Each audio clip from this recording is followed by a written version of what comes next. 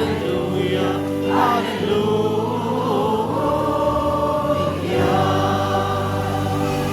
Ang inumanakan niyo, Anak sa kanimo. Kinumulutan sa santos na Ebanghelyo, sumalang isang buwan. Himayan ikaw, O Ginoo.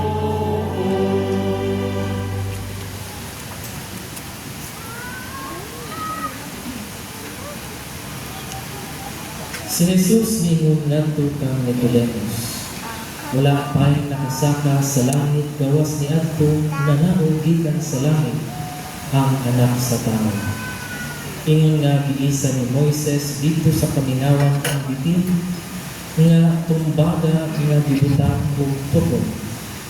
Ang anak sa tao kinahanglan nga isa usa aron ang tanan nga motuo kaniya makabaton o kinabuhing walay katapusan. Kay hindi ugma pag-ayo sa Dios ang kalibutan ug tungod niini gihatag niya ang iyang bugtong anak. Aron ang tanan nga motuo kaniya dili mamatay kundi makabaton hinuon sa kinabuhi dayon. Kay wala ipadala ang Dios ang iyang anak dinhi sa kalibutan aron pagsilot kundi aron pagluwas niini. Ang Ebanghelyo sa Ginoo. Ay kung ikaw, O Kristo.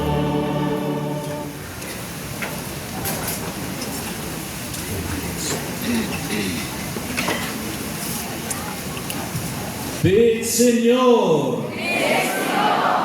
Mga igsoon ko ni Kristo, angay lamang ngayon na kita sa karunay magsangpit sa Senyor. Kaysa kalisod na nagyan karon sa mga katawhan, sa kalisod ay sa gubang karon sa mga banay, sa mga minyo. Apan niya, salamat sa Ginoo, padayon gihapon, malaungon gihapon, na maong banay, ang maong mga minyo, magpuyoon ta, na magmarinaw, magpuyoon ta, na magmalipayon. Busa mo sa Kristo, nining maumisa karon, dala na ko ang mga katuyuan sa atong mga family and life ministers.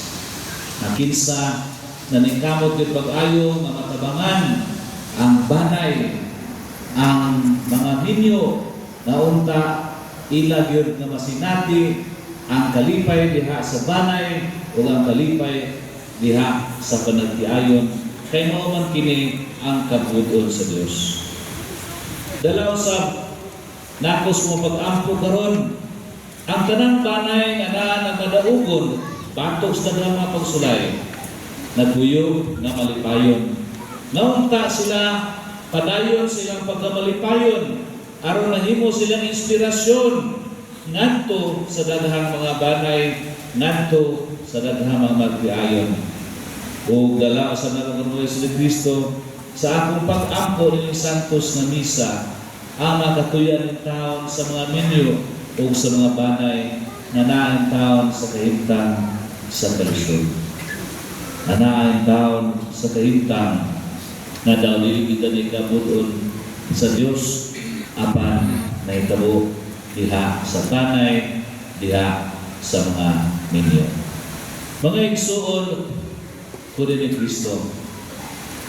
Ang mata ko sa kanato na isakop sa sakabanay. Salamat sa sakramentos kaminyon.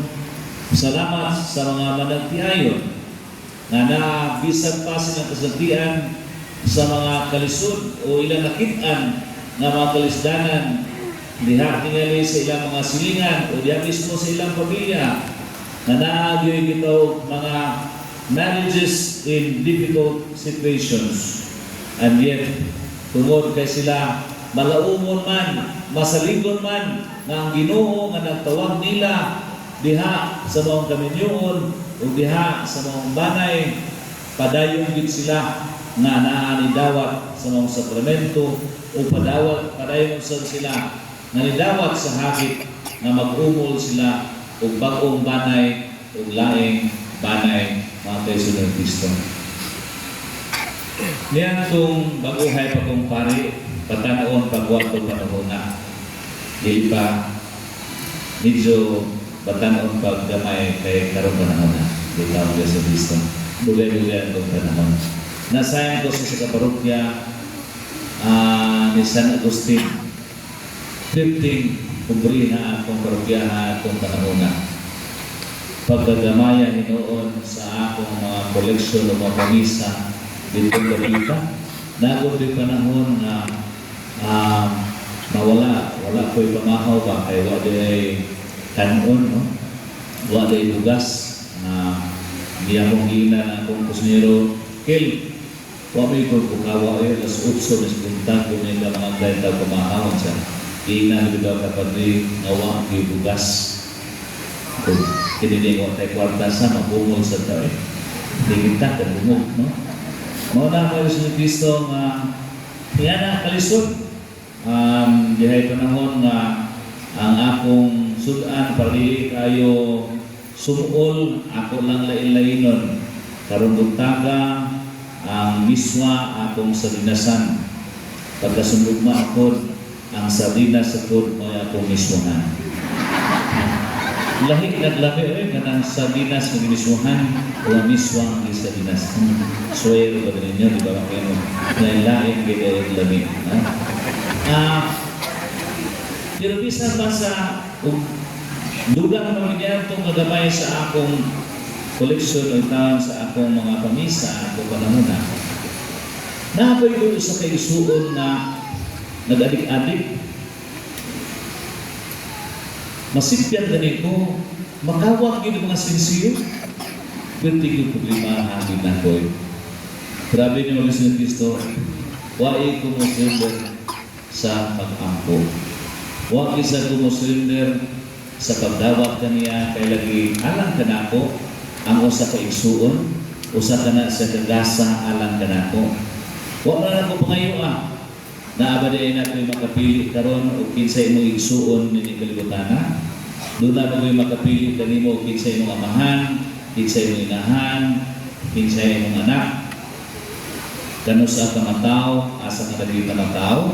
Mga gilid kini sa Kristo sa ato ba, mga gasa kini sa Ginoo alang kanato o kay gasa man na atong dawaton sa kasing-kasing o kunaa gani mga tao nga sakos sa pamilya na medyo lisod ato ka ng tahas na pinaagis ng pagkamahigugmaon, pinaagis ng pagkamampuon, pinaagis ng pagkamalaumon, sila mausap na rin. Kung salamat sa Ginoo mga Kristo, sur sa mga 20 katuig na akong pagsakripisyo, nagpag-o na gila kong isuon, niundang na gila siya sa iyang pag-adik-adik, ngayon siya, habi ng rin, buang mag-itari kay Kusak, kung di ito magpunong sa akong pag-adik-adik na pagkamaayon lang is Ginoo na rin ako. Nabisa pa din ako yung aning pagkamahan ng ako ka mga anak ng kalampuson. Kung mga nang tungod sa gugma sa mga anak, tungod siyang pagkamapasalamatong sa Ginoo, pag ilayas mapuyangan, anaan nagbagos siya o niundang siya siyang pagka-adik-adik. Mga kaiso ni Kristo, nga nung ako dili ko undang sa paglaom tungod kay sayod ako ng Ginoo maghimo gid ko saman sa mga tawhan na imong giampo o tubagon sa liga sa Ginoo ikaw nga mga matununayon o matilig-anon diha sa imong pag-ampo.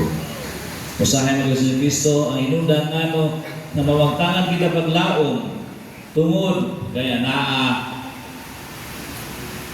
mupasalamin man dihas patapos sa kanato ang atong ito pagkanayang laki, ang atong human intelligence, ang atong human calculation.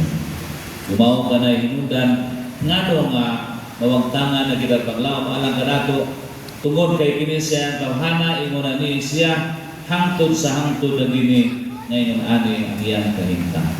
Apan may gusto ni Kristo, ang Senyor sa ninyo, nagtudlo ka nato na there is no such thing as human calculation greater than the divine calculation. Nga naman, hinumdo mo katong dito sa templo, nakaplagan siya nila ni Maria o Jose. Unsay ni giingon ni Jesus, nganong nangita paman kamo kanako, wala ba kang nasayod na ginahanglan anhigay ako sa balay sa akong amahan. And yet, ang iyang amahan nga labaw sa tanan, makidagmanon nga way pinutuban. Siya usab makidagmanon kay Ginoo man siya. Apan iyang ipaubos ang iyang kinaadman kaysa kinaadman sa amahan na nangingon tahura ang imong amahan o ginahan. Hinungdan ngano na nipauli siya uban ni Jose o Maria o nagtubo siya di lamang sa mga katwigan kundi diha gyud sa kinaadman o sa grasya. Mga kaisun ng Kristo, mapasabot lamang kini diha sa matagusan na nato na walay butang imposible alang sa Ginoo ubusan magpadayon kita sa atong paglaom nga dunay gyud kasulbaran ang tanan. Mga igsuon ko ni Kristo, katong usa sa dako kakaila ningon sa abi ni Padre kini akong bana sa unang panahon. Grabe kini sa naulatan ako. Napan karon salamat sa Ginoo kay di na gid siya naulatan ako. Kuy nagliminister siya sa Santo Niño sa wala mang padre. Iburisod sa charismatic wala ganun padre. Kung ano yung masamulatan nimo sa ay naparalyze naman siya padre. Mga kaysa ni Kristo sa hayno, doon na yung mapamahagi ang Ginoo na di ka kasabot apa na lang kaniya, pinaagi niya na kinali ang maong tao nga nagmalan kay sa asawa nga unta siya ang hinundan sa kalipay sa asawa karon hinunos siya na hinundan ang kagulanan, ang kasakit sa asawa mo nang ipaymatgunan sa Ginoo nga di na mayong imong ibuhat dong mo nga kana siya mag-Kristo Kristo kung imo lamang ipailaw bitaw ng imong kinaadman kaya usahay mo mag-Kristo Kristo magtuo mong nga ang ato bitaw ang mga tao bitaw can be subjected to purely mathematical law. 1 plus 1 equals 2, 1 times 1 equals 1, 1 minus 1 equals 0. Para Kristo, nalimot kita nga ang kinaadman sa Ginoo mas labaw sa kinaadman. Ang gahom sa Ginoo mas labaw sa atong kahibalo, sa atong mga katakos o bisan unsa pa. Mga kaisun ni Kristo, sa dihang doon na sa mga panahon nga ana medyo mura wala na paglaom. Diatin ko World Meeting Families dito sa Philadelphia at panahon na. Samtang ko dito sa nag-attend ko World Meeting Families, naibawaan na ako akong nanay na ICU, yatakis kasing-kasing. Nisur ko simbahan kay mag-ampo ko, Ginoo in town, ayaw itugot na mawala ka na mo ikan si nanay. Kaya daghan pa taon kami mga maayong plano ni nanay. Kay karon nga wadag ko na ni makabaho sa kaminta sila mga pag-antos tumutog alang kanako mo na makalitan ka mo sa bisag unsas. In other words, mga isa ni Kristo, makahatag na rin kalipay ni nanay mo nang Ginoo in town, lugway pa ang iyang kinabuhi din yung kalipitan. Nisuod ko simbahan aron mag-ampo unta na i-extend ang kinabuhi na nanay. Apan, abin magas ng Kristo, pag suod ginako simbahan, mao sige ako nasugatan sa pananaw ang atong Ginoo Kristo nga nagbitay dito sa krus. Nihatag, nitugyan siya ang kagalingon tungod og alang sa atong hingpit na kalipay.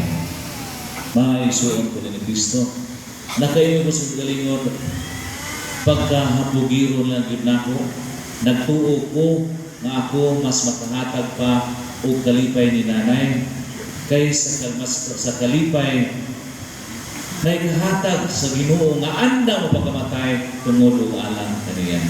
Ay, Iso ni Kristo, Ningon din ko, Ginoo sakit man alang kanamo, ay mong pahaon si nanay gikan kanamo, apadi sa maayo, nagihikaw namo ni nanay ang imong makabuhong, ang imong makapalipay na presensya. Mga na Hesus Kristo nga akong itubyan ng akong nanay nganto sa atong Ginoo. Mga igsuo ko ni Kristo, ako ang mga pasabot nga sa panghitabo o sa kalibutan, gina panghitabo, doon ay paglaom. Hindi mo ganyan makitaan na dawala na ayaw ikalimutin na doon na pa'y labang tuyo ang Ginoo, mao nga makaplagana sa matabo sa kanato ang kalipay na yung gitagana alang kanatong tanan. Amen. Amen.